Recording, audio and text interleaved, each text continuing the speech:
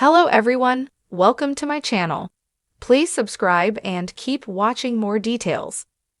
1000 Alb Sisters star Tammy Slaton shares emotional update ahead of skin removal surgery.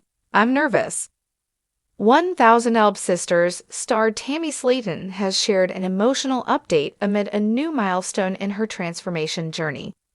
After losing a remarkable 524 Albs, 237 kgs, Tammy has been approved for skin removal surgery.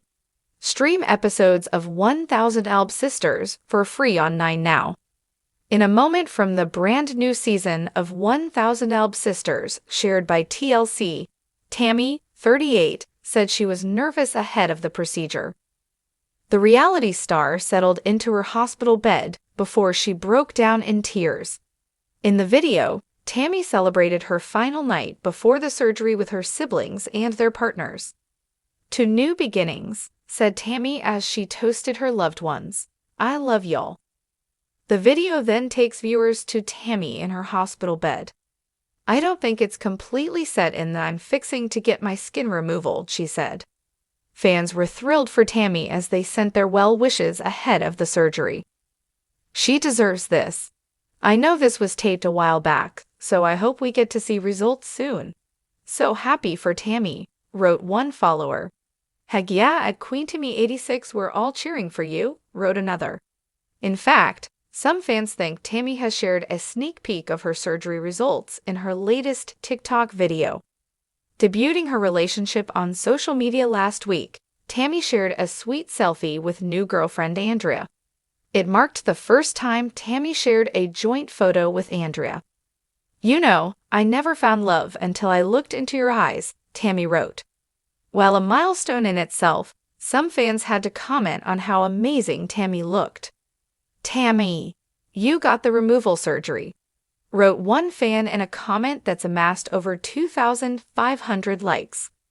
"Tammy, your wee face on, you look amazing girl," said another. While a third wrote, "Got the surgery. Am so proud of you. I'm glad the old Tammy is gone, the new and the real Tammy has appeared. Keep going, mammy, you got this." Tammy has come a long way since starting her weight loss journey. At one point, Tammy weighed 725 Albs, 328 kgs. During her latest checkup, she was stunned to see the scales at 201 Albs, 91 kilograms. "Am I reading that wrong?" she said in disbelief in another clip shared by. "I can't remember the last time I've been that small." Elementary. Tammy's brother Chris Combs jumped in. An incredible achievement indeed. In the brand new series, Tammy will share the results of her surgery. Crystal waters and Instagram-worthy resort wear should have made Bravo's latest Real Housewives of Atlanta trip to Grenada a serene escape. But if there's one rule in the Housewives universe, it's this: paradise never stays peaceful for long, especially when Sidora is in the mix. Grenada was supposed to be a girls' trip, not a gladiator match. But Drew, still raw from a season of shade, side-eyes, and shifting alliances, packed more emotional baggage than Louis Vuitton ever could. The group may have arrived in the spice aisle with matching sarongs and fruity drinks in hand, but it took less than 48 hours for the coconut shell to crack, and Drew found herself at the center of the storm. Flashbacks and foresight.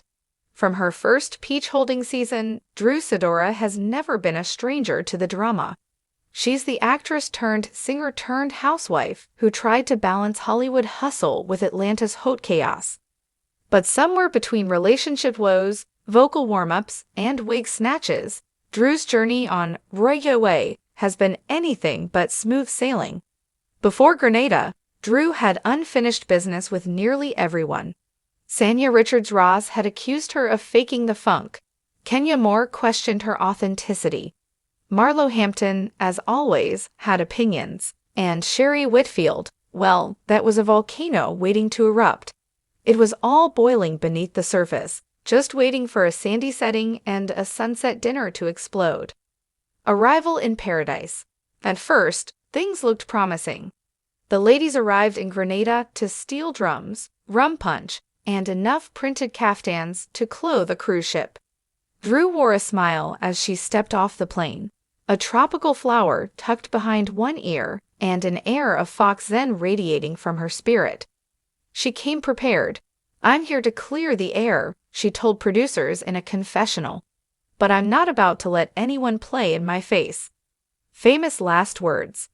Night one's welcome dinner started light, flirtatious waiters, grilled lobster, and obligatory toasts to sisterhood.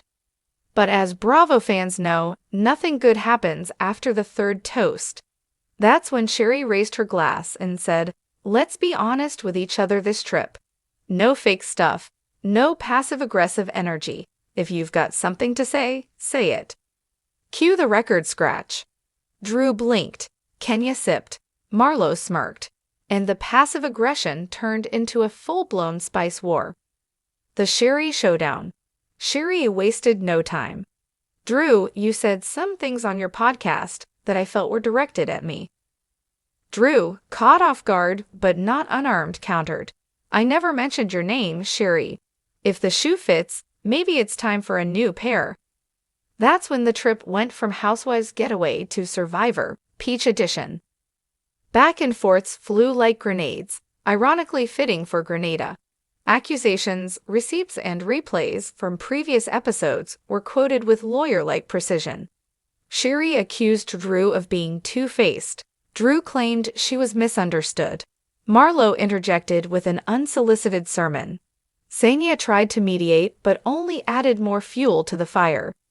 Kenya, queen of strategic silence, watched, sipped, and saved her venom for another night. By the end of the dinner, Drew had stormed away, microphone still clipped, muttering, "I'm not doing this," to a production assistant. The emotional unraveling. The next morning, Drew was notably absent from the group yoga session. Cameras caught her in her villa, mascara smudged, venting to a producer. "I didn't come here to be ambushed. They act like I'm the villain, but I'm the only one who's been real." It's that vulnerability, raw, sometimes unfiltered, that's become Drew's signature. She's messy, yes, defensive, often, but unlike some of her castmates, she wears her heart on her highlighter-colored sleeve. Later that day, the producers orchestrated a healing circle on the beach. Everyone was told to bring a grievance and leave with a resolution. A noble idea, if not completely naive. Drew agreed to attend, but she came guarded. Her words were careful, too careful. Kenya called her out for being evasive. "We can't move forward if you're not being real, Drew." That's when the tears came. Drew, voice cracking, admitted that the feuds were affecting her mental health, that she felt isolated, that the constant nitpicking and narrative spinning had taken a toll on her spirit. For a moment, there was silence, real silence, not Bravo-produced awkwardness, but genuine empathy. Even Marlo looked moved. Redemption or retreat? By day 4, the mood had shifted. The feuds cooled, if only slightly. There was a group spa day where Drew laughed for the first time. A late-night karaoke session where she belted out a power ballad, earning a standing ovation from a few tipsy castmates. Kenya even gave her a reluctant smile.